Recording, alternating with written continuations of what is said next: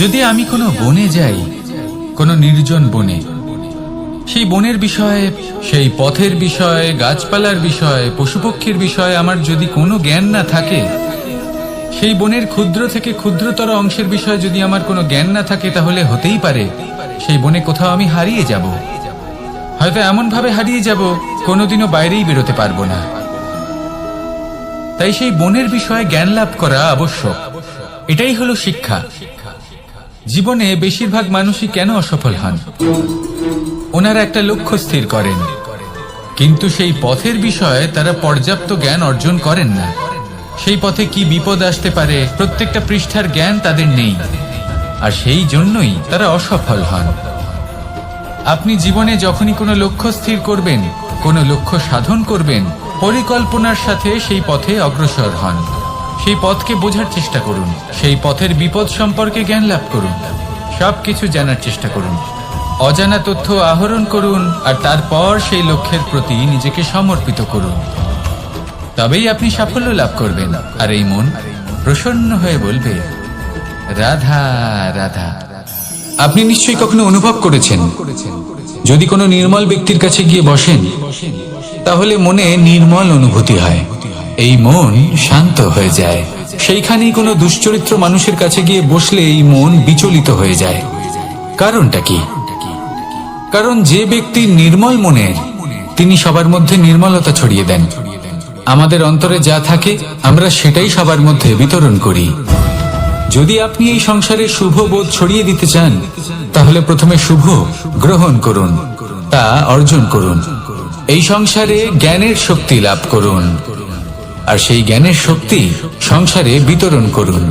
শান্তি এবং সন্তোষ প্রদান করুন, কারণ যেমন বীজ এই সংসারে বপন করবেন, তেমনই ফল আপনি লাভ করবেন। যেমন দেবেন তেমন ফিরেও পাবেন। এই সংসারে জ্ঞান প্রদান করুন, শান্তি প্রদান করুন, সন্তুষ্টি প্রদান করুন। এই সংসারে ভালোবাসা বিতরণ করুন, আর এই প্রেম ভাব নিয়েই বলুন, রাধা রাধা। এই সংসারে সব থেকে বেশি মূল্যবান কি হতে পারে? সময়। সমগ্র পৃথিবীর সমগ্র সম্পত্তি ব্যবহার করেও সময়ের একটা মুহূর্ত লাভ করা যায় না, এতটাই বেশি মূল্যবান। আর এই সময়কেই আপনি হেলায় নষ্ট করতে থাকেন, এর সদ্ব্যবহার করেন না, নিজের স্বপ্ন পূরণ করেন না। আর যখন এই সময় পার হয়ে যায়, তখন মনে হয় আর তো সময় অবশিষ্ট নেই। এটা হলো অনুচিত। তাই এই সময়ের সদ্ব্যবহার করুন, শ্রেষ্ঠ কর্ম করুন, সেই সকল কর্ম করুন যা আপনি করতে চান, সেই সকল স্বপ্ন পূরণ করুন। এই সময় ব্যর্থ হতে দেবেন না। এই সময় কারোর জন্য থেমে থাকে না। আর একবার এই সময় পার হয়ে গেলে আর আপনি তার সদ্ব্যবহার না করলে, এই সময়ই এসে আপনার বিনাশ ঘটাবে। এই সময়কে সম্মান করুন, আর আমার সাথে ভালোবেসে বলুন, রাধা রাধা। এই সংসারে দুই ধরনের মানুষ দেখা যায়, এক সরল, দুই জটিল। এবার এই যে সরল ব্যক্তি থাকে, তাদের এই সমাজ দুর্বল মনে করে। এমনিতে দেখতে গেলে জলও সরল, বায়ুও সরল। ওনারা যেদিকে চাইবেন প্রবাহিত হতে পারেন, এনাদের যে আকার দেবেন সেটাই ধারণ করবেন। কিন্তু এরা বাস্তব রূপ ধারণ করলে তখন কি হয়?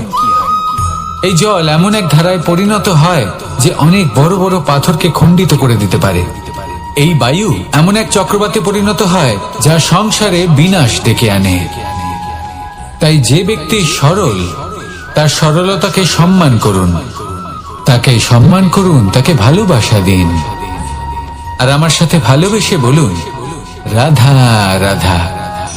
খেলা খেলতে কে না ভালোবাসেন? আমরা প্রত্যেকেই যখন সময় পাই, সুযোগ পাই, তখনই আমরা কোনো খেলা খেলি। খেলার সময় দুই ধরনের মানুষ ওখানে থাকেন, এক যারা অংশগ্রহণ করেন, আর দুই যারা দেখতে থাকেন, যারা দর্শক হয়ে দেখেন, যারা নিজের পক্ষের বিজয়ের ফলে উচ্ছ্বসিত হয়ে থাকেন, পরাজয়ের ফলে শোক পালন করেন, পরামর্শ দিয়ে থাকেন। আর বিজয়ী কে হন? বিজয়ী তিনি হন যিনি অংশগ্রহণ করেন। নির্বাচন আপনাকে করতে হবে, আপনি কি করতে চান? আপনি কি খেলোয়াড় হতে চান, নাকি আপনি দর্শক হতে চান? যদি আপনি বিজয়ের আনন্দ লাভ করতে চান, সেই রোমাঞ্চ অনুভব করতে চান, তাহলে খেলতে হবে। ময়দানে আপনাকে নামতেই হবে। পরাজয়ের সম্ভাবনার ভয়ের সাথে আপনাকে লড়াই করতেই হবে। বিপক্ষের আহ্বানকে স্বীকার করতেই হবে, খেলোয়াড় হয়ে উঠতে হবে। তবেই এই বিজয়ের সম্ভাবনা থাকবে। আসলে কি, দর্শক হয়ে পরামর্শ দেওয়া অত্যন্ত সহজ। ময়দানে নেমে অংশগ্রহণ করা অত্যন্ত কঠিন। আর এখানে যেটা সহজ, তা আপনাকে বিজয়ের পথে কখনোই নিয়ে যাবে না। আসুন আমার সাথে ভালোবেসে বলুন, রাধা রাধা। এই সংসারে মানুষ জন্মগ্রহণ করেন, বড় হতে থাকেন, পুরুষার্থ লাভ করেন, অর্জন করেন। অর্জন করা আসলে কি? বেশিরভাগ মানুষ বলেন অর্জন করা অর্থাৎ ধন সম্পত্তি অর্জন করা। আর কি অর্জন করা যায়? আর কি লাভ করা যায়? আসল প্রশ্ন হলো এটাই যে কি এমন আছে যা বাস্তব রূপে অর্জন করার যোগ্য। তা হলো ব্যবহার, জ্ঞান এবং সন্তোষ। কেন? কারণ আপনি যখন এই সংসার ছেড়ে চলে যাবেন, তখন আপনার ধন সম্পত্তি আপনাকে বিদায় জানাতে আসবে না। আপনাকে বিদায় জানাতে আসবে আপনার আপনজন, যাদের সাথে আপনার সুসম্পর্ক ছিল। সমগ্র সংসারে সহস্র মানুষ ধন অর্জন করে থাকেন। শ্রেষ্ঠ মানুষ হলেন তিনি যিনি ব্যবহার, জ্ঞান এবং সন্তোষ অর্জন করে থাকেন, একে সকলের মধ্যে বিতরণ করেন।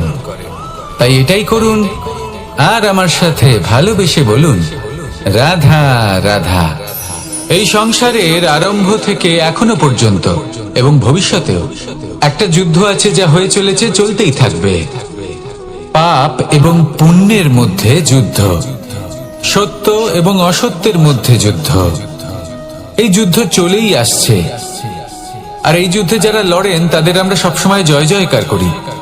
আর যারা এই জয় জয়কার করেন তাদের প্রত্যেকের একটা বিশেষ গুরুত্ব থাকে। যখনই কোনো যোদ্ধা যুদ্ধক্ষেত্রে ক্লান্ত হয়ে পড়ে, শক্তিহীন হয়ে পড়ে, তখন এরা জয় জয়কার করে, শঙ্খ বাজাতে থাকে। সেই যোদ্ধাকে অনুপ্রেরিত করে, শক্তি এবং সাহসে ভরিয়ে তোলে। আর তখন সেই যোদ্ধা সেই যুদ্ধকে এগিয়ে নিয়ে যেতে পারে। যখন শ্রীরাম লঙ্কা যাত্রা করার জন্য সেতু তৈরি করছিলেন, তখন একটা ছোট্ট মিষ্টি কাঠবিড়ালি নিজের মুখে মাটির টুকরো বয়ে নিয়ে গিয়ে তার সাধ্যমতো তাকে সাহায্য করছিল। শ্রীরাম দেখলেন এবং বললেন যে ও তো সবার মনোবল বৃদ্ধি করছে, সবাইকে প্রেরিত করছে। ও বলল যে আমি এত ছোট হয়েও যদি এই কাজ করতে পারি, তাহলে আপনারা সবাই কেন পারবেন না? এটাই হলো সেই সকলের মাহাত্ম্য, যারা জয় জয়কার করেন, অনুপ্রেরিত করেন, সাহস যোগান। ওনারা সেই ব্যক্তি যারা একজন যোদ্ধার মধ্যে যুদ্ধকে জয় করার শক্তি প্রদান করেন। আসুন আমার সাথে ভালোবেসে বলুন, রাধা রাধা। সংসারে আমাদের জীবনে যখন কোনো সুখ বা দুঃখ আসে, তার জন্য আমরা কাউকে না কাউকে অবশ্যই দায়ী করে থাকি, তাই না? এই ব্যক্তি আমাদের সাথে এরকম কাজ করেছেন, তাই আমার সাথে এমন হলো। ওই ব্যক্তি যদি এমনটা না করতেন, তাহলে আজ আমি ওই স্থানে পৌঁছতে পারতাম। সবই আপনার দৃষ্টিভঙ্গির উপর নির্ভরশীল। আর যদি আপনার দৃষ্টিভঙ্গি এমন হয়, তাহলে তা অনুচিত। সত্যি কথা বলতে, এই সংসারে ভিন্ন ভিন্ন ধরনের মানুষ আছে। এটা আপনার উপর নির্ভর করছে কিভাবে তাদের স্বাগত জানাবেন। একবার ভাবুন, আমি আমার দুটো হাত সামনে নিয়ে এলাম, দুটো মুঠো খুলে দিলাম। দুই প্রকারের মানুষ আসবেন, কিছু না কিছু দিয়ে যাবেন। এই মুঠো যদি আমি বন্ধ করে দিই, তাহলে না কেউ আমাকে কিছু দিতে পারবে, না আমার কিছু যাবে আসবে। নিশ্চয়ই বুঝতে পারছেন এই দুই ধরনের ব্যক্তি কারা এবং তারা কি দিয়ে যান। আমি যদি নিজের মুঠো খুলে দিই, তাহলে কিছু ভালো মানুষ আসবেন, আমাকে আনন্দ, সন্তুষ্টি, জ্ঞান প্রদান করে যাবেন, ভালো অভিজ্ঞতা দিয়ে যাবেন। কোনো খারাপ ব্যক্তি যদি আসেন, তাহলে তিনিও খারাপ অভিজ্ঞতা দেবেন, যার থেকে আমি শিক্ষা লাভ করব। এই সব কিছু আমি লাভ করতে পারি। মুঠো যদি বন্ধ করে রাখি, তাহলে আমি কিছুই পাবো না। দেখুন, এই সংসারে প্রত্যেকের জীবনে এরকম, প্রত্যেকের জীবনে সবকিছুই আছে, ভালো খারাপ দুই মানুষই আছে, ভালো অভিজ্ঞতা আছে, খারাপ অভিজ্ঞতা আছে। নির্ভর করছে আপনার উপর যে আপনি কি করবেন, এনাদের স্বাগত কিভাবে জানাবেন, কার থেকে কি বুঝবেন, কি শিখতে পারবেন, আর কোন দৃষ্টিভঙ্গি নিয়ে অগ্রসর হবেন। এটাই নির্ধারণ করবে যে আপনার জীবন কেমন হবে। আসুন আমার সাথে ভালোবেসে বলুন, রাধা রাধা। এটা হলো একটা সাদা পাতা। এবার এতে আমি যাই লিখব সেটাই এর অস্তিত্ব হবে। এতে আমি প্রেমের কিছু কথা লিখে একে প্রেমপত্র বানিয়ে তুলতে পারি। মাতা পিতার জন্য একটা শুভ সংবাদ লিখতে পারি। শত্রুর বিষয়ে সতর্ক করব বলে সেনাকে একটা সংবাদ লিখতে পারি। দ্বারকাবাসীর জন্য কোনো সংবাদ পাঠাতে পারি। যাই লিখব এই পত্র সেটাই হয়ে উঠবে। সেই রকমই হলো আমাদের জীবন। আমরা যেমন কর্ম আমরা করব, আমাদের অস্তিত্ব এবং ব্যক্তিত্ব ঠিক তেমনই হয়ে উঠবে। যদি আপনি একটা অসাধারণ, উজ্জ্বল এবং সম্মানজনক জীবনযাপন করতে চান, তাহলে তার একটা রহস্য আপনাকে বলি। যেমন কথন হবে, কর্ম তেমন হবে। অর্থাৎ যতটুকু বলেছেন ততটুকুই করুন, আর যতটুকু করেছেন ততটুকুই বলুন। এই একটা নিয়ম যদি আপনারা পালন করেন, তাহলে এই সংসারের সমস্ত পণ্ডিত আপনাকে অবশ্যই সম্মান করবেন। তাহলে এটাই করুন আর আমার সাথে ভালোবেসে বলুন, রাধা রাধা। কখনো কোনো পাখিকে দেখেছেন? যখন সে প্রথমবার উঠতে চেষ্টা করে, সে বাসা থেকে মাটিতে পড়ে যায়, কিন্তু সে হার মানে না। চেষ্টা করতে থাকে, করতেই থাকে, ডানা ঝাপটাতে থাকে, আর তারপর সে উড়তে শেখে। গোল শালগ্রাম শিলাকে দেখুন, পর্বত থেকে খসে পড়ে, ধাক্কা খায়, জলের প্রবাহ দ্বারা ঘর্ষিত হয়, তারপরে তা শালগ্রামে পরিণত হয়। ভেবে দেখুন, যদি কোনো পাখি প্রথমবার উড়তে গিয়ে এটা ভাবে যে না না, যদি আমি পড়ে যাই তবে, আমার যদি আঘাত লাগে তবে, আর যদি ভয়ের কারণে সে শুরুই না করতে পারে, চেষ্টাই না করে, তাহলে কি সে উড়তে শিখবে? কখনোই না। এটাই আমাদের শিখতে হবে, প্রারম্ভ করতে হবে। তা অত্যন্ত গুরুত্বপূর্ণ। যখন আমরা কিছু শুরু করি তখন ভয় করে, কিন্তু যদি এটা না করেন, জীবনে কখনো সামনে এগোতেই পারবেন না। হতেই পারে প্রারম্ভ করার পরে আপনি পড়ে যাবেন, বারবার নিচে পড়ে যাবেন, কিন্তু যদি নিরন্তর চেষ্টা করতে থাকেন, তাহলে একদিন না একদিন আপনি অবশ্যই সফল হবেন। এই শুরু করাটাই সব থেকে বেশি কঠিন। এর দ্বারা ভয়ভীত হবেন না। আসুন আর আমার সাথে ভালোবেসে বলুন, রাধা রাধা। যদি আমি আমার চোখ বেঁধে কোনো একটা নির্দিষ্ট দিকে নিজের সমস্ত শক্তি প্রয়োগ করে ছুটে যাই, তাহলে কি হবে? আমি কোথাও ধাক্কা খেতে পারি, নিজের ক্ষতি করতে পারি, কোথাও পড়ে যেতে পারি, তাই না? অর্থাৎ এটা নিশ্চিত এই কাজ আমার করা উচিত নয়। কিন্তু আজকের দিনে প্রত্যেকটা মানুষ এই কাজই করছেন, তাই না? কোনো কাজ করার পূর্বে সেই কাজের বিষয়ে সম্পূর্ণ তথ্য কোথায় সংগ্রহ করছেন? শুধু এটুকু জানেন যে এই কাজটা করলে কত ধন অর্জন করবেন আর কত নাম হবে, আর ব্যাস সামনে এগিয়ে যান। এটা উচিত নয়। পূর্ণরূপে যে কোনো কাজ করার আগেই সেই কাজের বিশ্লেষণ করে নেওয়া উচিত, তা বুঝে নেওয়া উচিত, এবং সেই বিষয়ে অবশ্যই খেয়াল রাখা উচিত যে আপনার শরীর এবং আপনার মন এই কাজ করার জন্য কি প্রস্তুত রয়েছে। যদি তা না হয়, তাহলে প্রথমে নিজেকে শুধরে নিন, তারপরে সেই কাজ করুন।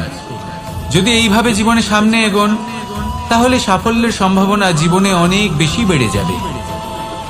তাহলে এটাই করুন আর আমার সাথে ভালোবেসে বলুন, রাধা রাধা। এই সংসারের সব থেকে বড় যোদ্ধা কে? কেউ বলবেন অর্জুন, কেউ বলবেন ভীম, কেউ বলবেন হনুমান, আদি ইত্যাদি। কিন্তু এই সংসারের সব থেকে বড় যোদ্ধা আপনার মনের ভেতরে আছে, আপনার মনের মধ্যে আছে। সেই ব্যক্তি সব থেকে উঁচুতে পৌঁছতে পারেন যিনি নিজের অন্তরের খামতি বুঝতে পারেন, নিজের দোষ বুঝতে পারেন, তার সাথে লড়াই করেন এবং তার উপর বিজয় লাভ করেন।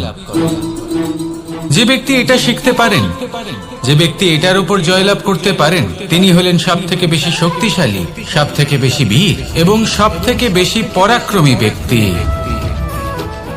আমরা সকলে এই সংসারকে পাল্টাতে চাই। তার জন্য প্রথম পদক্ষেপ আপনাকে নিতে হবে, নিজেকে দোষমুক্ত করতে হবে।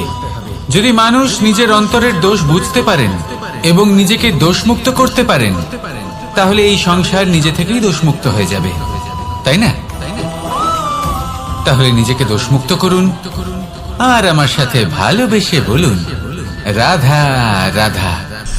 মানুষের জীবন সবসময় ন্যায় আর অন্যায়ের মাঝে ঘুরপাক খেতে থাকে। প্রত্যেক মানুষের মনে হয় কোথাও না কোথাও তার সাথে অন্যায় হচ্ছে। কেউ বলেন যে ভাগ্য আমার সাথে অন্যায় করেছে, কেউ আবার বলেন এই সংসার আমার সাথে অন্যায় করেছে। আর প্রত্যেকেই ন্যায় বিচার চাইতে বৈঠক দাবি করে বসেন।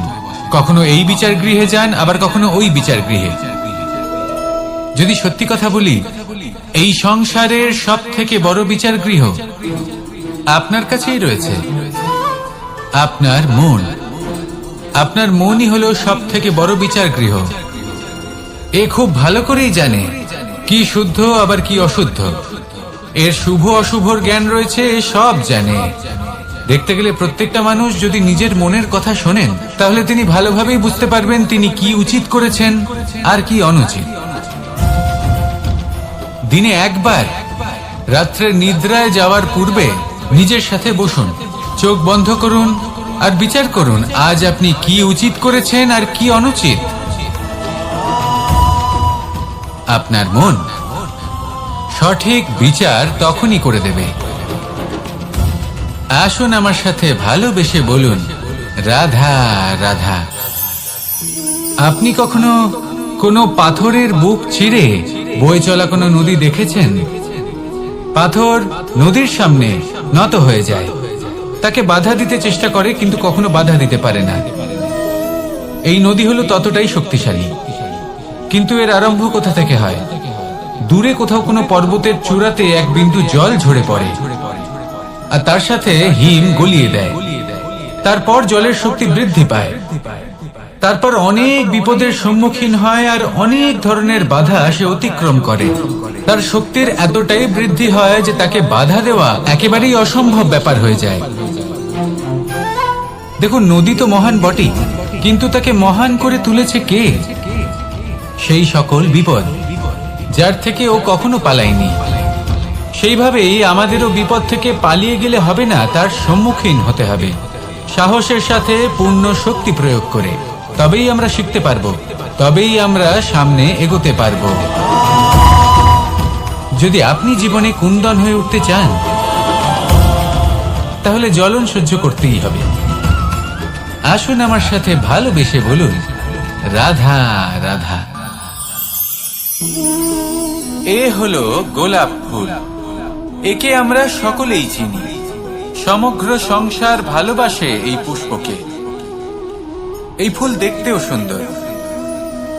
সবথেকে বেশি গুরুত্বপূর্ণ কথা হলো এর সুগন্ধ, যা দূর দূরান্ত থেকে ব্যক্তিদেরকে আকৃষ্ট করে। এই সুন্দর পুষ্প একটু মন দিয়ে দেখলেই দেখা যায় এর নিচে কাঁটা রয়েছে। এই সংসার বলে, এ প্রকৃতির কেমন রচনা, এত কোমল পুষ্প, এটা কি তীক্ষ্ণ কাঁটা সহ প্রস্ফুটিত হয়? এটাই হলো জীবনের সত্য।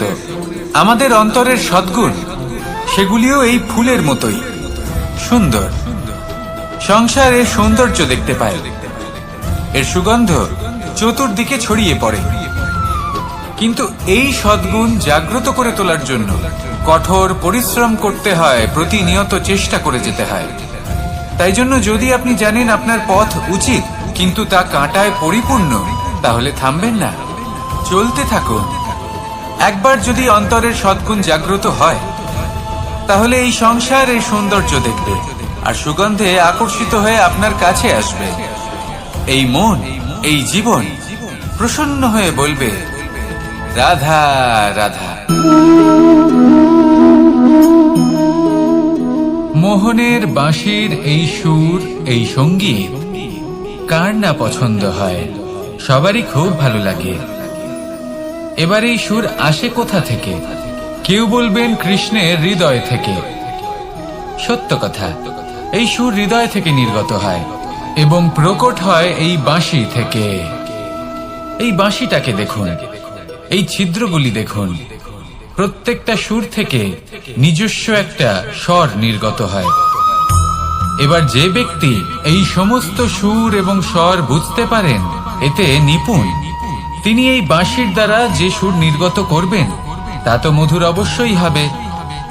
এবার জীবনের সাথেও কিছুটা এরকমই ঘটে। জীবনের কিছু নীতি থাকে, অর্থ, কুটুম্ব এবং আধ্যাত্মিক। যদি জীবনের প্রত্যেকটা মুহূর্ত সুখময় হয় এরকম আপনি চান, তাহলে এই তিনটি নীতিতে আপনাকে নিপুণ হতে হবে। কোনো একটি বিশেষ নীতির প্রতি যদি আপনি বেশি ঝুঁকে পড়েন, তাহলে বাকি দুই নীতি থেকে যা সুখ লাভ করা সম্ভব তা পারবেন না। ধন অর্জন করতে হবে পরিবারের জন্য, পরিবারের সুখ মনের শান্তির জন্য, মনে শান্তির প্রয়োজন মনের শুদ্ধতার জন্য।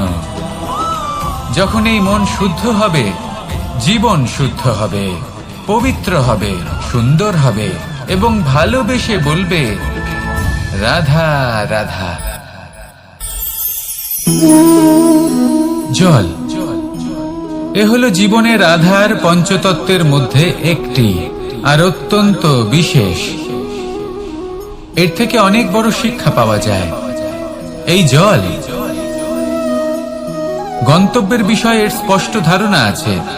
ও জানে ওর লক্ষ্য কি, আর প্রয়াস করে ততদূর সে পৌঁছেও যায়। এটি পর্বত থেকে বয়ে নিচে নেমে আসে, নদীর সাথে সমাহিত হয়ে তার সাথে বয়ে চলে, চিরসবুজ বনানী গড়ে তোলে, প্রাণীদের তৃষ্ণা নিবারণ করে, সামনে এগিয়ে চলে, মানুষের সাথে মিলিত হয়।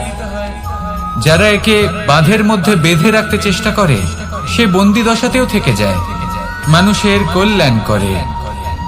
তারপর বাঁধ থেকে মুক্তি পেয়ে এগিয়ে চলে, কোথাও ধাক্কা খায়, কোথাও বাধা পড়ে, কোথাও যদি পথ খুঁজে না পায় তাহলে পথ খুঁজেই নেয়, আর যেখানে পথ থাকে না সেখানে পথ বানিয়ে নেয়, আর শেষ পর্যন্ত নিজের লক্ষ্যে পৌঁছেই যায়, অর্থাৎ সমুদ্রে গিয়ে সমাহিত হয়ে যায়। আমাদেরও কিছুটা এরকমই হয়ে উঠতে হবে। যেখানেই যাবেন সকলের কল্যাণ করুন, সামনে এগোন। আপনি কোথাও পড়ে গেলে, ধাক্কা খেলে আঘাত লাগবেই, উত্থান পতন লেগেই থাকে। সামনে এগোতে থাকুন। কোথাও পথ না পেলে তা খুঁজে নিন, কোথাও পথ না থাকলে তা বানিয়ে নিন।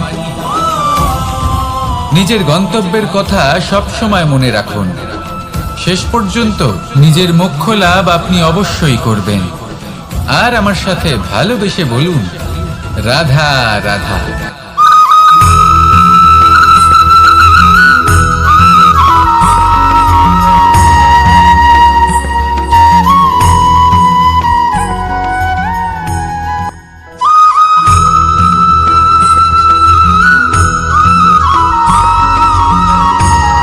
কথায় আছে, প্রত্যেক পুত্র তার পিতার প্রতিচ্ছবি হয়, আর সমস্ত প্রতিচ্ছবি চায় যেন সে তার অস্তিত্ব প্রাপ্ত করতে পারে। পুত্র চায় সে যেন তার পিতার মতো হয়, বা কখনো কখনো তার থেকেও শ্রেষ্ঠ হয়। সেটা কোনো অনুচিত ব্যাপার নয়। অনুচিত তখন হয় যখন পুত্র নিজের পিতার মতো হবার স্বপ্ন পূরণ করতে গিয়ে বা তার থেকেও শ্রেষ্ঠ হওয়ার স্বপ্ন পূরণে অনুচিত পথের আশ্রয় নেয়। কারণ তারপরে সে তার পিতার গুণগুলি আত্মসাৎ করতে চায় না।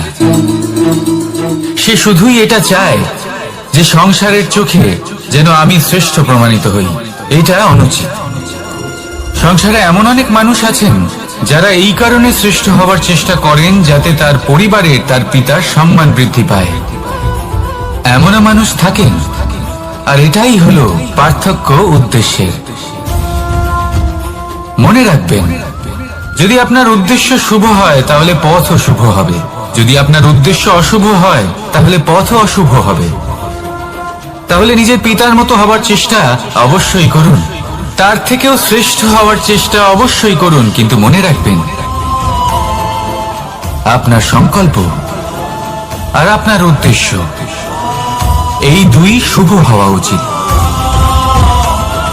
তাহলে আসুন আর আমার সাথে ভালোবেসে বলুন, রাধা রাধা।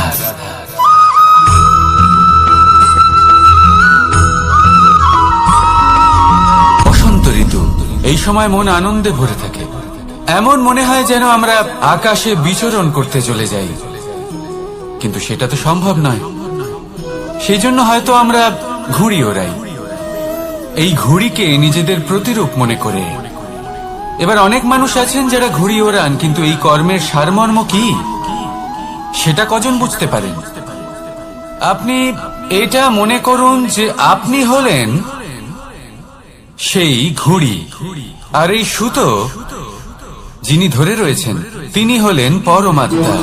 আর এই সুতো যেখান থেকে শুরু হয় সেই লাটাই হলো আমাদের কর্মচক্র।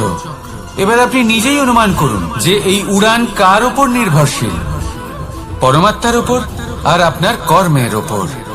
যদি পরমাত্মা আপনার হাত ধরে থাকেন, আপনার সাথে থাকেন, যদি আপনি শুভ কর্ম করতে থাকেন, আপনি এই আকাশে উড়তে থাকবেন। কিন্তু কোথাও কোথাও যদি পরমাত্মার সাথে এই বন্ধন ছিন্ন হয়, আপনার কর্মচক্র খারাপ হয়ে যায় বা থেমে যায়, তাহলে আপনার এই ঘুড়ি কেটে যাবে আর দূরে কোনো গাছের ডালে গিয়ে আটকে যাবে। তাই শুধুমাত্র ঘুড়ি ওড়াবেন না, তার থেকে শিখুন, পরমাত্মার সাহচর্যে থাকুন, সবসময় শুভ কর্ম করতে থাকুন আর সবসময় এই আকাশে উড়তে থাকুন। আসুন আর আমার সাথে ভালোবেসে বলুন, রাধা।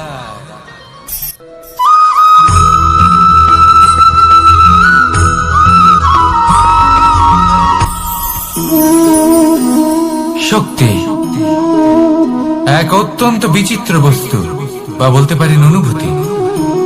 পিতা সবসময় চান যেন তিনি তার শক্তি পুত্রকে। আসুন আপনাকে সহজে বোঝাই। যদি আপনি সুপাত্র হন আর আপনাকে শক্তি দেওয়া হয়, তাহলে আপনি সেই শক্তির গুরুত্ব বুঝবেন, কোথায় সেই শক্তি প্রয়োগ করা উচিত সেটা বুঝবেন। আর এটা যেহেতু অর্জন করা শক্তি হবে, সেই শক্তির অপব্যবহার হবে না। কিন্তু যদি এই আপনি কুপাত্র হন আর যদি আপনাকে এই শক্তি দেওয়া হয়, তাহলে কি হবে? দেখতে গেলে এই শক্তি আপনি দান হিসেবে পেয়েছেন, তাই না আপনি এই শক্তির গুরুত্ব বুঝবেন আর না এর প্রয়োগ আপনি জানবেন। তার অপব্যবহার হওয়া সুনিশ্চিত। তাই যদি আপনি কোনো শক্তি অর্জন করতে চান, তাহলে আগে তার যোগ্য হয়ে উঠুন, পুত্র নয় পাত্র হয়ে উঠুন। আর আমার সাথে ভালোবেসে বলুন, রাধা রাধা।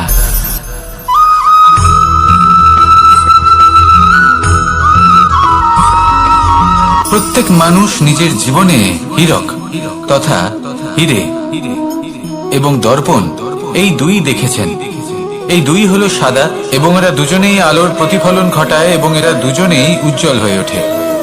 আপনি হয়তো মনে মনে ভাবছেন যে এটা কি ধরনের তুলনা করছি। একটা হিরে তো রত্ন, তার মূল্য দর্পণের থেকে অনেক গুণ বেশি। কিন্তু হিরে থাকাতে দর্পণের মূল্য কিন্তু কোনো অংশে কমে যায় না, তাই না? মানুষ যখন হিরে নিজের হাতে নেয়, তখন সবার আগে কি খোঁজে? দর্পণ, যাতে তার মধ্যে দিয়ে দেখে সে বুঝতে পারে যে সেই হিরে আদৌ তার শোভাবর্ধন করছে কিনা, তাকে ভালো দেখাচ্ছে কিনা, প্রসাধনের জন্য সেটা ব্যবহার করা ঠিক হবে কিনা। অর্থাৎ হীরের উপস্থিতিতে দর্পণের গুরুত্ব কম হলো না, দর্পণের কারণে হীরের মূল্য বোঝা গেল। আমাদের জীবনেও ঠিক এরকমই ঘটে। আপনারা যদি সংসারে নিজের আশেপাশে দেখেন, এমন অনেক মানুষ দেখতে পাবেন যারা নিজেদের ক্ষেত্রে মহান স্থানে পৌঁছেছেন, নিপুণ, তাহলে নিজেকে ছোট মনে করবেন না। আসুন আর আমার সাথে ভালোবেসে বলুন, রাধা রাধা।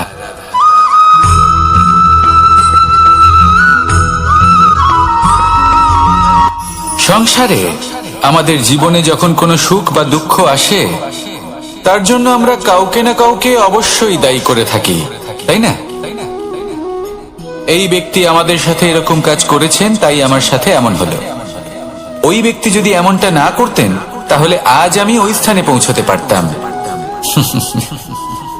সবই আপনার দৃষ্টিভঙ্গির উপর নির্ভরশীল, আর যদি আপনার দৃষ্টিভঙ্গি এমন হয় তাহলে তা অনুচিত। সত্যি কথা বলতে এই সংসারে ভিন্ন ভিন্ন ধরনের মানুষ আছে। এটা আপনার উপর নির্ভর করছে কিভাবে তাদের স্বাগত জানাবেন। একবার ভাবুন, আমি আমার দুটো হাত সামনে নিয়ে এলাম, দুটো মুঠো খুলে দিলাম। দুই প্রকারের মানুষ আসবেন, কিছু না কিছু দিয়ে যাবেন।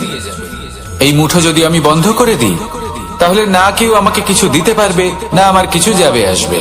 নিশ্চয়ই বুঝতে পারছেন এই দুই ধরনের ব্যক্তি কারা এবং তারা কি দিয়ে যান। আমি যদি নিজের মুঠো খুলে দিই তাহলে কিছু ভালো মানুষ আসবেন, আমাকে আনন্দ, সন্তুষ্টি, জ্ঞান প্রদান করে যাবেন, ভালো অভিজ্ঞতা দিয়ে যাবেন। কোনো খারাপ ব্যক্তি যদি আসেন তাহলে তিনিও খারাপ অভিজ্ঞতা দেবেন, যার থেকে আমি শিক্ষা লাভ করব। এই সব কিছু আমি লাভ করতে পারি। মুঠো যদি বন্ধ করে রাখি তাহলে আমি কিছুই পাবো না। দেখুন, এই সংসারে প্রত্যেকের জীবনে এইরকম। প্রত্যেকের জীবনে সবকিছুই আছে, ভালো খারাপ দুই মানুষই আছে। ভালো অভিজ্ঞতা আছে, খারাপ অভিজ্ঞতা আছে। নির্ভর করছে আপনার উপর যে আপনি কি করবেন, এনাদের স্বাগত কিভাবে জানাবেন, কার থেকে কি বুঝবেন, কি শিখতে পারবেন, আর কোন দৃষ্টিভঙ্গি নিয়ে অগ্রসর হবেন। এটাই নির্ধারণ করবে যে আপনার জীবন কেমন হবে। আসুন আমার সাথে ভালোবেসে বলুন, রাধা রাধা।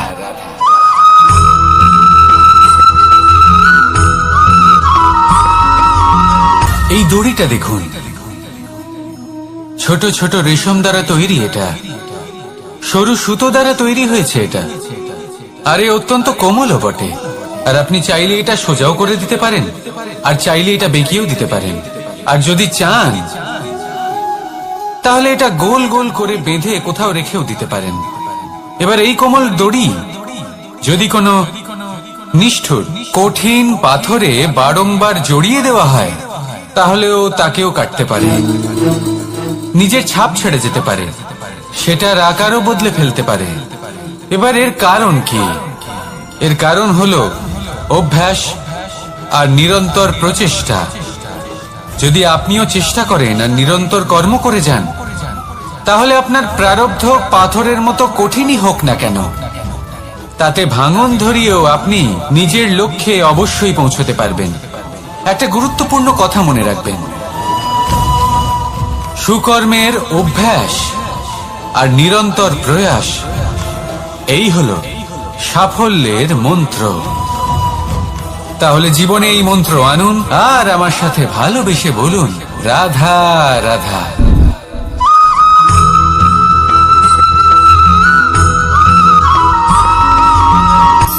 শক্তি শক্তি অর্জন করা এতটা কঠিন নয় যতটা শক্তি লাভ করার পরে সেই শক্তি সামলানো কঠিন হয়। কারণ যেই মানুষ শক্তি লাভ করে তার মনে গর্ববোধ জন্মায়, জন্মায় অহংকার, জন্মায় জেদ। তাই শক্তি প্রাপ্ত করার সাথে বিনম্র থাকাও অত্যন্ত আবশ্যক। আর এটা আমাদের শেখা উচিত বৃক্ষের থেকে। বৃক্ষ যা আমাদের ফল দেয়, বৃক্ষ যা যত ফল দেয় ততটাই ঝুঁকে যায়। আমরা পাথর মারি ওই বৃক্ষের থেকে ফল প্রাপ্ত করার জন্য। সেই পাথরের মার সহ্য করেও বৃক্ষ আমাদের ফল দেয়। কোনো গর্ববোধ নেই, কোনো অহংকার বোধ নেই, আর সেই জন্য এই বৃক্ষের পুজো করা হয়। এটাই হলো মাহাত্ম্য শক্তির সাথে বিনম্রতা। যদি এই শক্তি সৃজন করে থাকে, সাহায্য করে থাকে, সম্বল হয়ে থাকে, তবেই সেই শক্তি উপযুক্ত। আর নয়তো সেই শক্তি একদিন আপনাকে আসক্ত অবশ্যই করবে। তাহলে শক্তি অবশ্যই অর্জন করুন, কিন্তু তার সাথে সেই শক্তি সামলানোর মতো বিবেকও আপনাকে অবশ্যই জাগ্রত করতে হবে। তাহলে আসুন আমার সাথে ভালোবেসে বলুন, রাধা রাধা।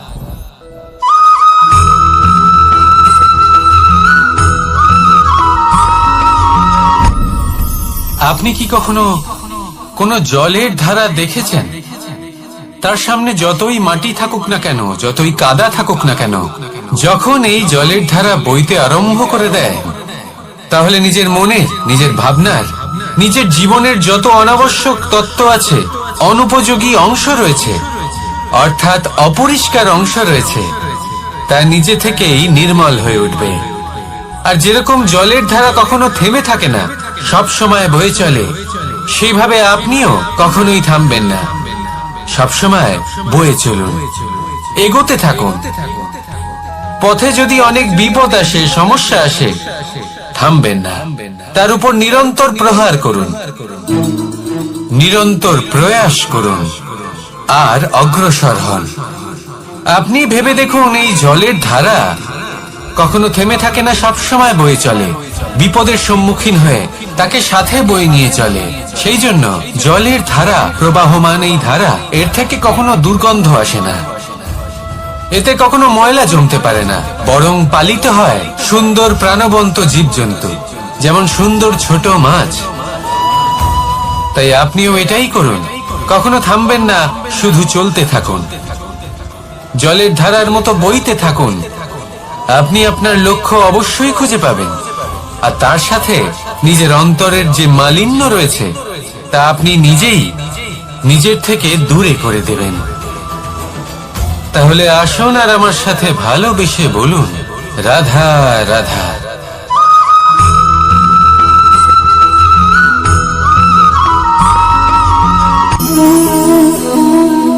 নিয়তি। রাধা আমাকে বলে, কৃষ্ণ, যদি তুমি জানো যে নিয়তিতে কি আছে, তাহলে তাকে বদলে দাও না কেন?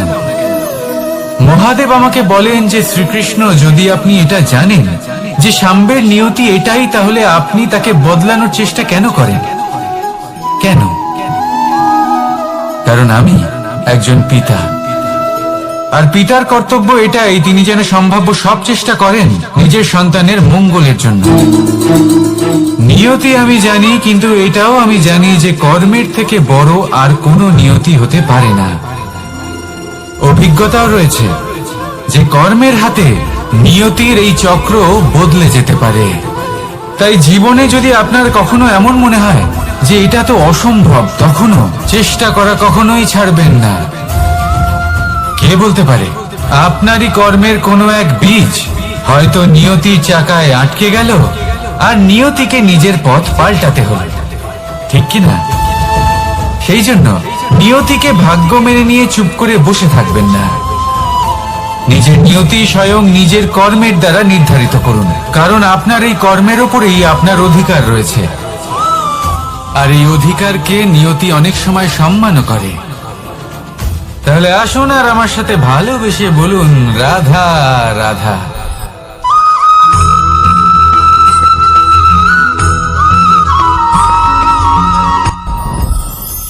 সাথী। সাথী এই শব্দটির ব্যাখ্যা কে কিভাবে করে? মিত্র, সখা, বন্ধু, কিন্তু অর্থ একটাই, তিনি যিনি আপনার সঙ্গী হন আর তিনি যার সাথী আপনি হন। এবার সব থেকে বড় প্রশ্ন হলো এটাই যে তিনি কে হতে পারেন যাকে আপনি আপনার সাথী বলে মেনে নিতে পারেন, নিজের সখা, নিজের মিত্র, নিজের বন্ধু মেনে নিতে পারেন। আপনার সাথী হলেন তিনি যিনি দুঃখের সময় আপনার পাশে থাকবেন, আপনার হাত ধরে থাকবেন। আপনার সাথী হলেন তিনি যার হাত আপনি নিজের সুখের দিনে ধরে থাকবেন। সেই সাথীরই হাত ধরুন যিনি দুঃখে সবসময় আপনাকে সাহায্য করার জন্য তৎপর হয়ে থাকেন, আপনার পাশে থাকেন, আর যাকে সুখের দিনে আপনি আপনার সাথে রাখতে পারেন। আর যখন আপনার সাথে আপনার এই সাথী থাকবে, তখন আপনি এটা বুঝবেন যে যখন জীবনে দুঃখ আসে, তখন এই দুঃখ কমে যায়, সবার মধ্যে ভাগ হয়ে যায়। আর যদি তখন সুখ আসে, তাহলে সেটা সবার উপস্থিতিতে আরো বেড়ে যায়। এটাই হলো প্রেম, এটাই হলো ভালোবাসা, এটাই হলো সঙ্গ, যেমন সম্পর্ক আমার আর রাধার মাঝে। তাহলে আসুন আর আমার সাথে ভালোবেসে বলুন, রাধা রাধা।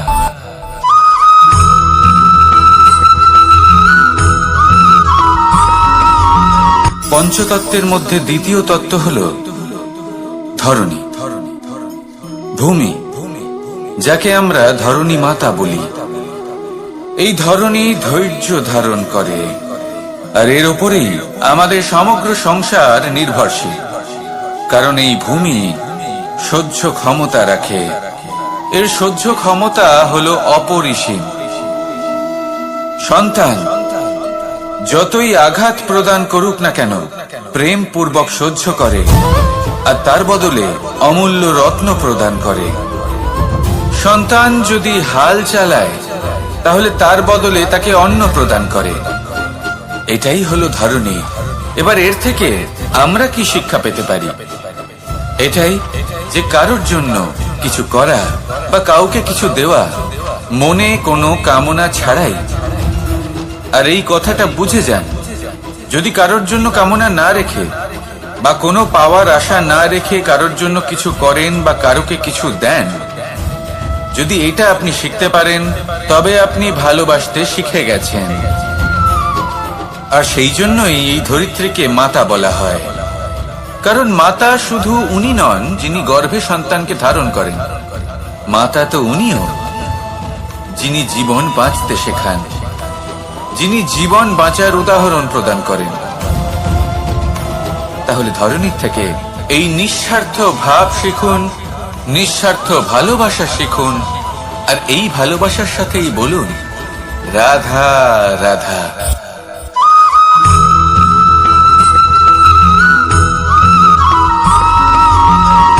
কথায় আছে, অন্ধকারে প্রদীপ প্রজ্বলিত করলে চতুর্দিক আলোকিত হয়। কিন্তু যদি এই প্রদীপ আমি সূর্যের আলোর সম্মুখে সকালবেলায় প্রজ্বলিত করে রেখে দিই, তাহলে কি হবে? আপনি বলবেন যে এটা করে তো কোনো লাভই হলো না। সূর্যের প্রকাশের সামনে এই প্রদীপ আসলে কিছুই নয়। এবার এই চিন্তা ভাবনা প্রত্যেক দিন করতে হবে, আর একটা অমূল্য শিক্ষা পেতে হবে। মনে করুন যে আপনি মহাপুরুষের সামনে বসে আছেন, কোনো মহাজ্ঞানীর সামনে। তাহলে সেই ব্যক্তির সামনে নিজের জ্ঞানের প্রদীপ প্রজ্বলিত করবেন না, নীরব থাকুন, আর সেই ব্যক্তির সূর্যের প্রকাশের মতো জ্ঞান প্রাপ্ত করুন। যতটা পারবেন জ্ঞান লাভ করুন। যদি এমন কোনো সময় এমন কোনো স্থানে আপনি আছেন যেখানে চতুর্দিক অন্ধকার, কারোর কাছেই জ্ঞান নেই, সেখানে নিজের জ্ঞানের প্রদীপ প্রজ্বলিত করুন। এমন করলে দুদিক থেকেই আপনার লাভ হবে। আপনার জ্ঞান প্রাপ্তিও হবে, আর জ্ঞানের সঠিক প্রয়োগও করতে পারবেন। আর এই মন প্রসন্ন হয়ে বলবে রাধা রাধা।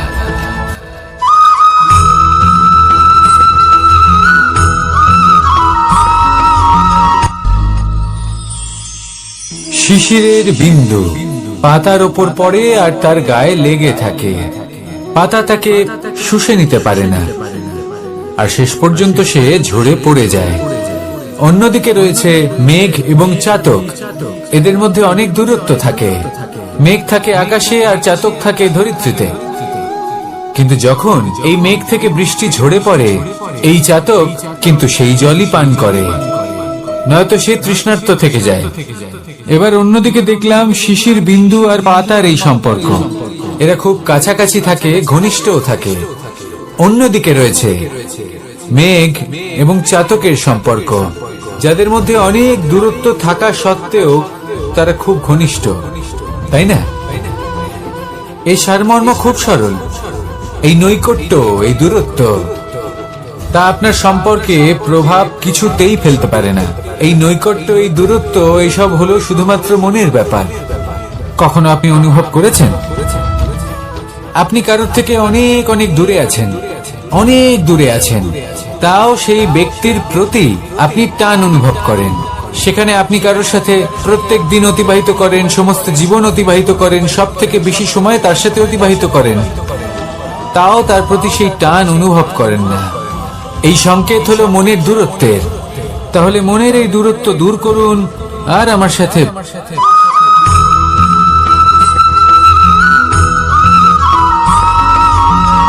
এই সংসারে কোনো বস্তু হোক বা ব্যক্তি হোক, তার একার গুরুত্ব কিন্তু খুব বেশি নয়। একটা উদাহরণ হিসেবে বৃষ্টির ফোঁটাকে ভেবে দেখুন। যদি একটি বৃষ্টির ফোঁটা হয়, তাহলে তার খুব বেশি গুরুত্ব থাকে না। কিন্তু যখন সহস্র বৃষ্টির ফোঁটা মেঘের মধ্যে দিয়ে ঝরে পড়ে তখন সেটা বর্ষার রূপ ধারণ করে। সেই বর্ষা যা এই প্রকৃতিকে শান্ত করে। সেইভাবেই পাথরের ছোট টুকরো তার খুব বেশি গুরুত্ব থাকে না, কিন্তু যখন অসংখ্য পাথরের টুকরো একত্রিত হয় তখন তা পর্বতের আকার ধারণ করে।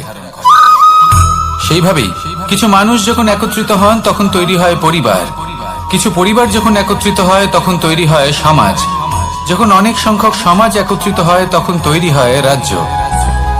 এবার এই রাজ্যের সব থেকে গুরুত্বপূর্ণ ব্যক্তি হতে পারেন রাজা, কিন্তু তাও সেই রাজা একা কিছু করতে পারেন না। যুদ্ধ লড়ার সময় তারও নিজের সৈন্যদলকে প্রয়োজন পড়ে। কিন্তু এই সংসারে এমন একজন ব্যক্তি আছেন যিনি একাই সব কাজ করতে থাকেন, এবং সেই ব্যক্তি হলেন মা। আমাদের জীবনে একজন পিতার ভূমিকা কিন্তু নিঃসন্দেহে অমূল্য, কিন্তু আমাদের সকলের জীবনে যে ভূমিকা একজন মায়ের তা অন্য কারোর থাকে না। একজন মা একাই সন্তানকে বড় করতে পারেন, সংস্কারী করে তুলতে পারেন, তার জন্য পরিশ্রম করেন। আর এত কিছু কাজ করার পরেও তার কাজের জন্য তিনি প্রশংসা অবশ্য পান না। উল্টে যদি সেই সন্তান অনুচিত পথে চালিত হয়, অনুচিত কর্ম করে, তখন সেই মাকেই অপবাদের পাত্র হয়ে উঠতে হয়। আমাদের জীবনে মায়ের যোগদান কতটা সেটা বুঝুন। আপনাকে বড় করে তোলার জন্য উনি কতটা পরিশ্রম করেছেন সেটা বুঝুন। আজ থেকে, এখন থেকে, এই মুহূর্ত থেকে মাকে সম্মান করতে শিখুন।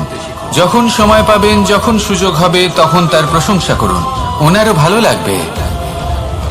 আর মায়ের এই মমতার জন্য, তার এই ভূমিকার জন্য আসুন সবাই মিলে আমরা তাকে প্রণাম করি,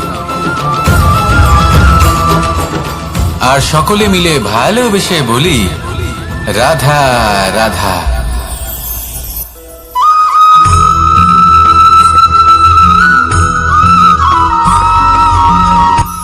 এই সংসারে সাফল্য লাভ করার জন্য জ্ঞানের প্রয়োজন হয়, পরিশ্রমের প্রয়োজন হয়, দৃঢ় নিষ্ঠার প্রয়োজন হয়, নিরন্তর চেষ্টা করা প্রয়োজনীয়। কিন্তু আরো কিছু আছে যা অত্যন্ত প্রয়োজনীয় এবং গুরুত্বপূর্ণ। তা হলো ভালো বন্ধু। তাদের থাকা অত্যন্ত প্রয়োজনীয়। যদি ভালো বন্ধু থাকে তাহলে সময় এলে তারা ঢাল হয়ে আপনাকে সুরক্ষা করবেন। সময় এলে অস্ত্রের মতো শত্রুকে সংহারও করবেন। যদি তিনি জ্ঞানী হন, তাদের মধ্যে সদ্গুণ থাকে, তাহলে এই সব গুণ আপনার মধ্যেও প্রবেশ করবে। তাহলে সাফল্যের জন্য ভালো বন্ধু পাওয়া অত্যন্ত প্রয়োজনীয়। কিন্তু শুধু বন্ধু কেন, ভালো শত্রুও থাকা প্রয়োজনীয়। এবার আপনি ভাববেন, আমি কি বললাম? যদি আপনার জীবনেও ভালো অর্থাৎ শক্তিশালী শত্রু থাকে, তাহলে আপনিও শক্তিশালী হতে থাকবেন। এই শত্রু আপনাকে প্রেরিত করবে আরো বেশি শক্তিশালী হয়ে ওঠার। কখনো কোনো হরিণকে দেখুন, তীব্র গতিতে দৌড়তে থাকে। কেন তীব্র গতিতে দৌড়ে? এই কারণে নয় যে কোথাও তার জন্য মধুর ঘাস অপেক্ষা করে রয়েছে, না। সে এই কারণে তীব্র গতিতে দৌড়য় কারণ সেটা না করলে তার পেছনে একটি সিংহ আছে যে ওকে নিজের ভোজন করে ফেলবে। তাই জীবনে বিপদ, সংকট, এই সবকিছুও হলো অত্যন্ত গুরুত্বপূর্ণ। তার সম্মুখীন হতে শিখুন, আর আমার সাথে ভালোবেসে বলুন রাধা রাধা।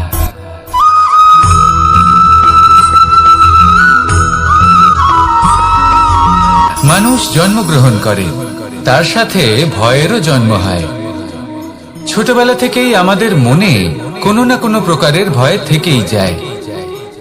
কেউ এই বিষয়ে ভয় পায় যে তার কোনো বস্তু তার থেকে দূরে চলে যাবে। কেউ এই বিষয়ে ভয় পায় যে আমি নিজেকে হারিয়ে ফেলব। কেউ এই ভেবে ভয় পায় যে আমার প্রিয়জনেরা তারা যেন আমার থেকে দূরে না চলে যায়। কেউ এই ভেবে ভয় পায় যে আমরা যেন পথ না হারিয়ে ফেলি, আদি ইত্যাদি। কিন্তু সত্যি কথা বলতে, ভেবে দেখুন এই ভয় বাস্তবে কি?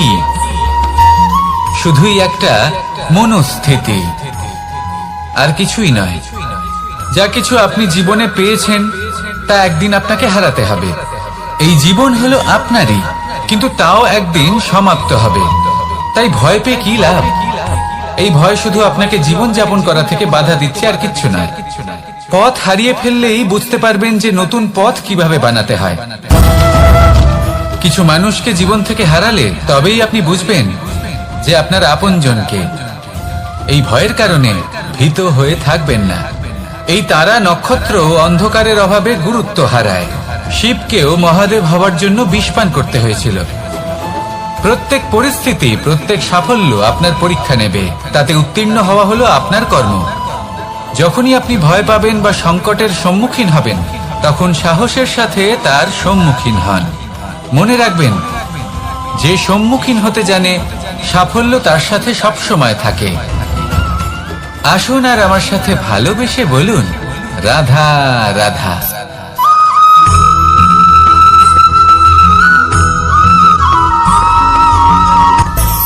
মানুষের মধ্যে একটা বিচিত্র প্রবৃত্তি থাকে, অন্য সকলের বিষয়ে, তাদের জীবনের বিষয়ে, তাদের ব্যক্তিত্বের বিষয়ে, তাদের ভবিষ্যতের বিষয়ে অনুমান করা। এটা হলো অনুচিত। কারোর অতীতকালকে দেখে লোকে ভবিষ্যৎ বলে দিতে পারেন, বর্তমানকে দেখে ভবিষ্যতের বিষয়ে অনুমান করে ফেলেন। উদাহরণ দিতে হলে বলবো, কোনো দাসকে দেখুন, ওকে দেখে লোকে বলে যে ওর ভবিষ্যৎ সেটাই হতে পারে, অনুমান করে ফেলেন। আর এই রাজাকে দেখুন, উনি তো কত সুখী হবেন, উনি তো জগতের সব থেকে অধিক সুখী মানুষ, কত সুখ সুবিধা আছে ওনার কাছে, ধারণা করে ফেলেন। তবে সত্য তো এটাই যে কারোর ব্যক্তিত্বের বিষয়ে, তাদের ভবিষ্যতের বিষয়ে আপনি পূর্ণ সত্য কখনোই বলতে পারবেন না, শুধু অনুমান করতে পারবেন। আর এই অনুমান করে সত্যি কোনো লাভ হয় না, কারণ এই কাল সেটা হলো অত্যন্ত শক্তিশালী। কালো থেকে কালোতর কয়লাকেও হীরেতে পরিণত করতে পারে, অনেক বড় বড় রাজাকেও বিদূষক বানিয়ে ফেলতে পারে এক মুহূর্তেই। তাহলে আপনি অনুমান করে কি লাভ? কি পেলেন অনুমান করে? সেই জন্য কারোর বিষয়ে কোনো অনুমান করবেন না, তার ভবিষ্যতের বিষয়ে অনুমান করতে যাবেন না, কারোর বিষয়ে কোনো ধারণা করে নেবেন না। কিছু করতে হলে ভালোবাসুন, সবার মধ্যে ভালোবাসা ছড়ান, সবার মধ্যে ধন্যাত্মক ভাব ছড়ান। এই মন প্রসন্ন হয়ে বলবে, রাধা রাধা।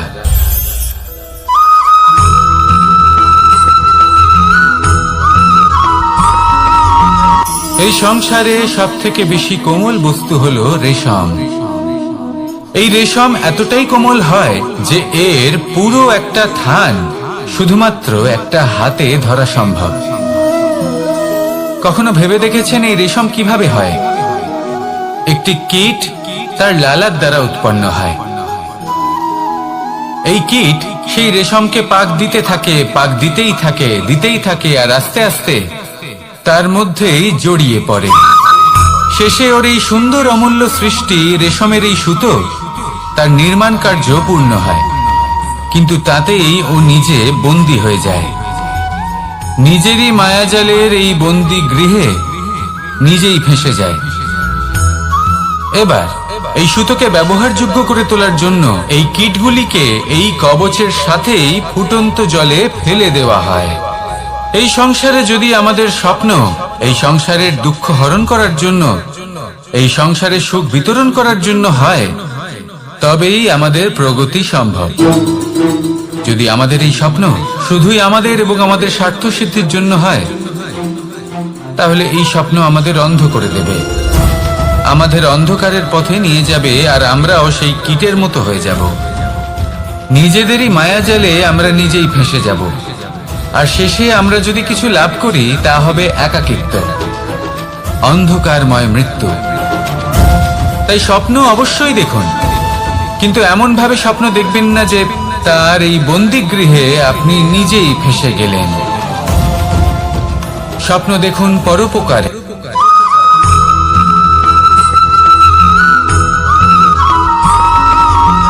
এই সংসারে প্রত্যেক মানুষ এটাই চান যে তিনি যেন ধনবান হন, আর্থিক অবস্থা তার ভালো থাকে, ওনার বাড়িতে লক্ষ্মীর আগমন হয়। কিন্তু সেটা হবে কি করে, সেটাই হলো প্রশ্ন। কেউ বলেন যে যদি পরিশ্রম করো তাহলে ধন অর্জন সম্ভব, কেউ বলেন যে যদি বিদ্যা লাভ হয় তবেই ধন অর্জন সম্ভব, কেউ বলেন যে যদি বলশালী হও তবেই সম্পন্ন থাকবে। ভালো কথা, যদি তাই হয়ে থাকে তবে দিনমজুর সারা দিন পরিশ্রম করেন, তিনি কেন ধনী হন না? অনেকজন বিদ্বান মানুষ আছেন এই সংসারে, তারা কেন ধনবান হন না? অনেক সংখ্যক বলশালী ব্যক্তি আছেন, তাদের কাছে ধন নেই কেন? তাদের কেন ধনের অভাব হয়? আবার এমনও কিছু মানুষ আছেন যারা পরিশ্রম করেন, তারা দিনমজুর, কিন্তু তারা ধন অর্জন করতে পারেন। কিছু বিদ্বান ব্যক্তি আছেন যাদের কাছে অধিক মাত্রায় ধন রয়েছে, কয়েকজন বলশালী ব্যক্তি রয়েছেন যাদের কাছে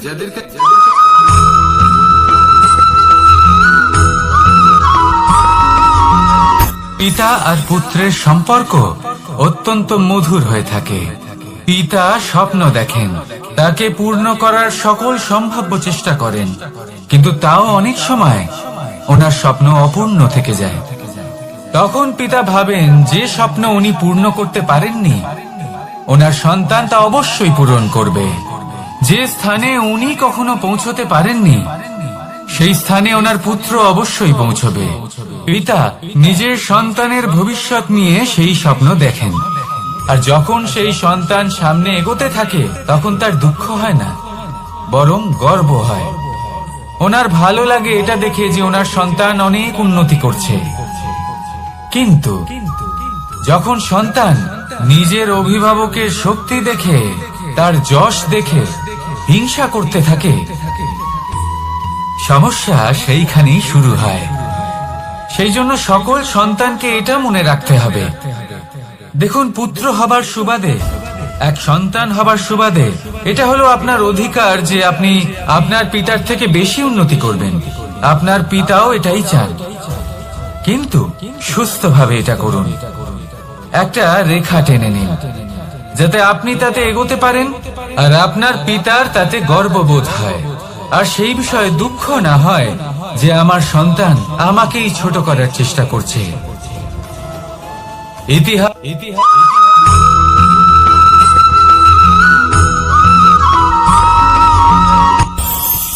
এই সংসারে আমরা প্রকাশ কোথা থেকে পাই? এর উত্তর বড়ই সরল। ভোরে যখন সূর্যোদয় হয় তখন প্রকাশের কিরণ আমাদের ঘরে এসে পৌঁছয়, এইভাবেই আমরা প্রকাশ লাভ করি। এবার এই প্রকাশের আলোতেই আমরা সারাদিনের কাজ সম্পন্ন করি। সন্ধে হয়ে যায়, সূর্যাস্ত হয়ে যায়, আর আমাদের ঘর যাতে অন্ধকার না হয় তার জন্য আমরা একটা প্রদীপ প্রজ্বলিত করি। এটাই ঘটে আমাদের জীবনেও। এবার প্রবাহমান আয়ুর সাথে আমরা আমাদের অন্তরে যদি একটা প্রদীপ প্রজ্বলিত করে নিই, তাহলে বিষয়টাই অন্যরকম হবে। এবার আপনি বলবেন কোন প্রকাশের কথা বলছি যে আমাদের অন্তরে জাগ্রত করা সম্ভব? আমাদের আত্মার মাঝে প্রেমের প্রকাশ জাগ্রত করার কথা বলছি, কারণ আমাদের এই জীবন এও হলো দিনের আলোর মতো। আজ প্রকাশ আছে, কিন্তু কোনোদিন অবশ্যই অস্ত হবে। কিন্তু অস্ত হবার আগে যদি আমরা আমাদের আত্মার মাঝে প্রেমের এই প্রকাশ উজ্জ্বলিত করে নিই, তাহলে আমাদের সন্ধ্যাকালও আমরা আনন্দে এবং প্রেমে যাপন করব। তাহলে আসুন আর আমার সাথে ভালোবেসে বলুন, রাধা রাধা।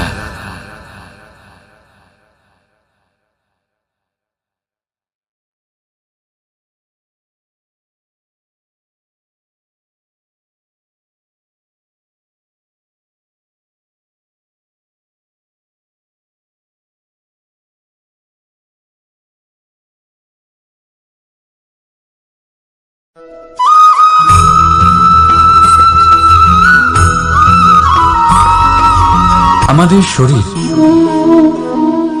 প্রকৃতির সর্বশ্রেষ্ঠ রচনা। যে অঙ্গ প্রত্যঙ্গ আমরা লাভ করেছি প্রত্যেকটির মধ্যে একটি নিজস্ব বার্তা রয়েছে। একটু ভেবে দেখুন, দুটি চোখ দিয়েছে দেখার জন্য, দুটি কান দিয়েছে শোনার জন্য, নাসিকাও আছে দুটি, দুটি হাত দিয়েছে দ্বিগুণ পরিশ্রম করার জন্য, কিন্তু জীব শুধুমাত্র একটি। তার উপরেও তীক্ষ্ণ বলিষ্ঠ দাঁত দিয়েছে তার রক্ষার জন্য। কখনো ভেবে দেখেছেন কেন?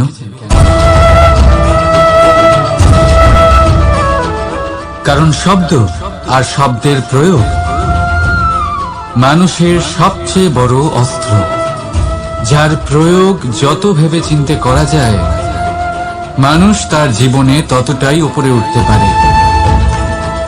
তাহলে মনে রাখুন, দেখুন, শুনুন আর বুঝুন বেশি, বলুন কম। রাধা রাধা।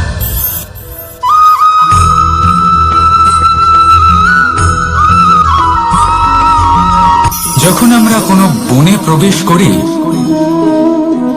তখন এই সবুজ ঘাস দেখে, এই কোমল ঘাস দেখে আমাদের মন প্রফুল্ল হয়ে ওঠে। ভিন্ন ভিন্ন প্রজাতির ফুল, ভিন্ন ভিন্ন রঙের ফুল দেখে এই মন আনন্দে ভরে ওঠে। এখানে শিশুরা আনন্দ লাভ করে, বড়রা ভোজন গ্রহণ করেন, কথাবার্তা বলেন, হাঁটাহাঁটি করে বেড়ান। এবার ভেবে দেখুন, যখন এই উপবনের নির্মাণ হয়েছিল সেই সময় যদি এই মাটিকে সঠিকভাবে খনন না করা হতো, যদি তাতে সঠিকভাবে বীজ রোপণ না করা হতো, যদি কোনো সংঘর্ষ না হতো, পরিশ্রম না করা হতো, যদি চলতে চলতে পায়ে কাঁটা না বিঁধে যেত, তাহলে এই সুন্দর বন দেখে আমরা কি এই আনন্দ লাভ করতে পারতাম? কখনোই নয়। ধরুন কোনো নদীর তটে সুন্দর একটি বন আছে, সেই বনের আনন্দ লাভ করতে গেলে আপনাকে সেই নদী পার করতেই হবে। যদি সুখের নদীর কাছে পৌঁছতে চান তাহলে তটে যে কাঁটা রয়েছে সেগুলোর সাথে সংঘর্ষ করতেই হবে।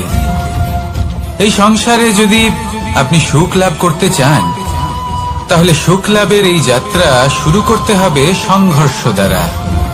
তাহলে সংঘর্ষকে স্বাগত জানান, এর পেছনেই সুখ রয়েছে যা আপনার জন্য অপেক্ষা করছে। এবার হাসুন আর আমার সাথে ভালোবেসে বলুন রাধা।